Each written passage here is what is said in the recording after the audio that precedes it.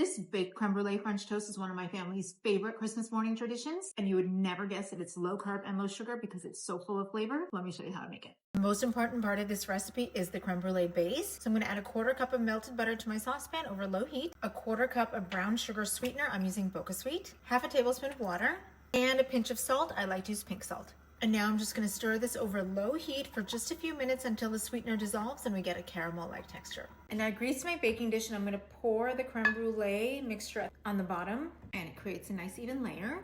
And you can use brioche bread, croissants, or Hawaiian bread. I'm using the Hero zero carb Hawaiian rolls, which are so delicious. They also make low carb croissants that work perfectly in this recipe. I'm going to cut the rolls into cubes.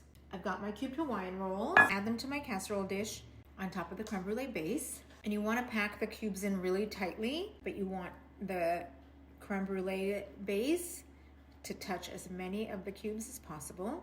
So it ends up looking something like this. And now we're going to make the custard. I'm going to start with 3 large eggs, 1 cup of milk, and you can do a combo. I did 3/4 cup of the Fairlife whole milk and a 1/4 cup of heavy cream. You can do half whole milk, half heavy cream, half almond milk, half heavy cream. But you do want some heavy cream in there. 1/3 cup of sweetener. I'm using the Sparkle Wellness allulose. 1 teaspoon of vanilla extract. And this is optional, but I also like to add a splash of almond extract. It adds beautiful, rich flavor. 1/4 teaspoon of cinnamon. 1/4 teaspoon of ground cardamom. This is optional, but I love this in baked goods. It adds this beautiful warm flavor. And a pinch of salt. I like to use pink salt. Whisk until completely smooth.